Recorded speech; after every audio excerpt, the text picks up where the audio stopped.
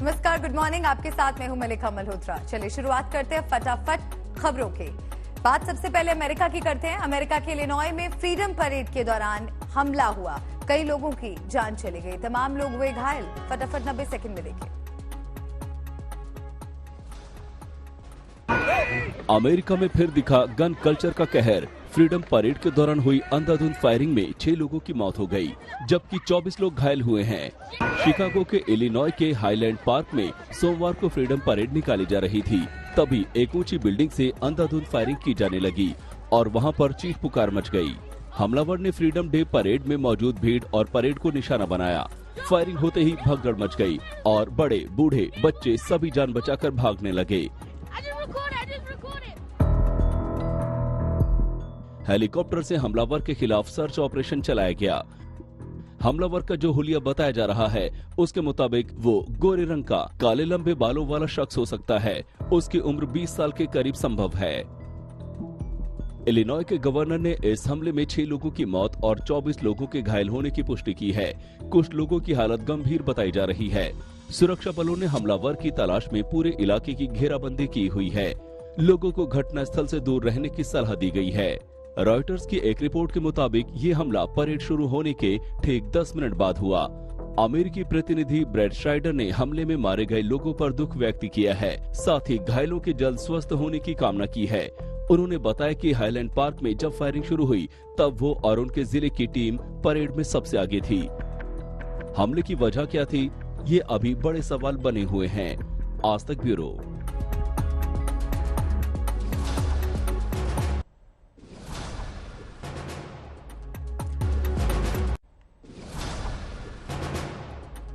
और अब बात महाराष्ट्र की राजनीति की। महाराष्ट्र विधानसभा में कल किसकी जमी धाक, किसका उड़ा मजाक? फटाफट 90 सेकंड में देखिए पूरी खबर।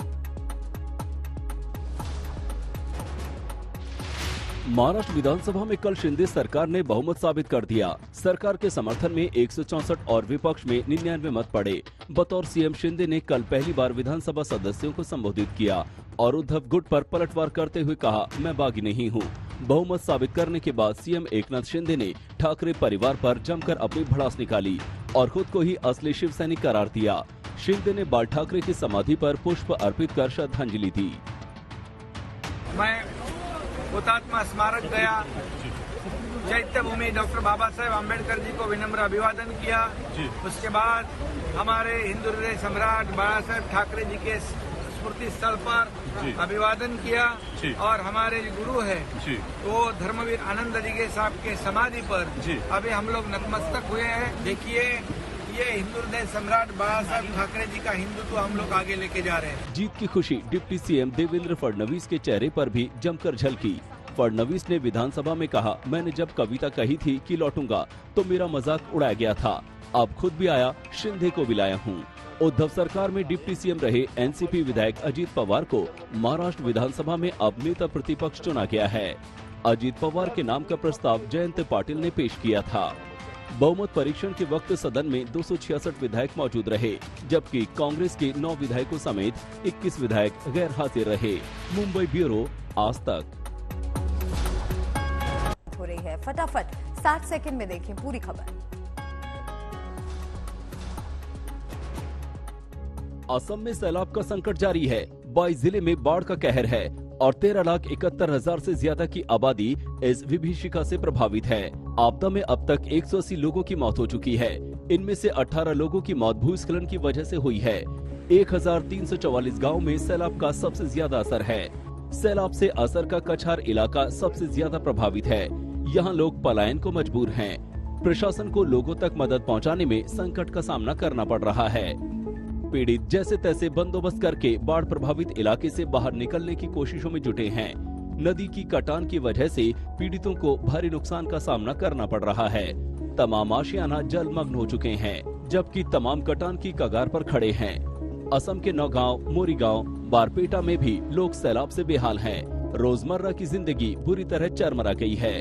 18 जिले में कुल 325 राहत शिविर चलाए जा रहे हैं, जबकि 51 केंद्रों पर राहत सामग्री का वितरण किया जा रहा है।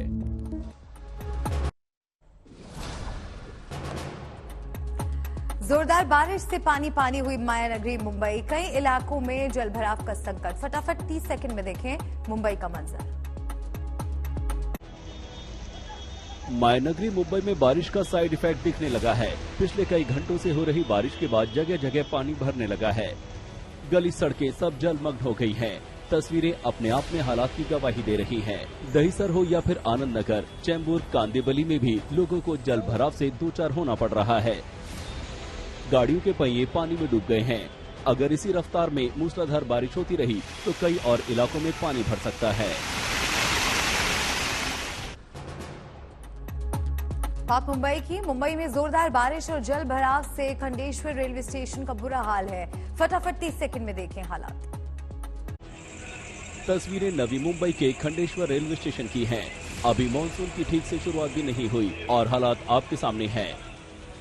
रेलवे स्टेशन पर यात्रियों को तालाब का अनुभव हो रहा है। देखिए, एक तरफ टिकट घर है और दूसरी तरफ प्लेटफॉर्म पर जाने का रास्ता दिख रहा है, लेकिन यात्रियों को अगर जाना है तो पानी से होकर ही जाना पड़ रहा है। रेलवे स्टेशन की तरफ जाने वाला सांतपाड़ा सबका हाल बेहाल है और ये हाल है महज कुछ घंटों की बारिश के बाद।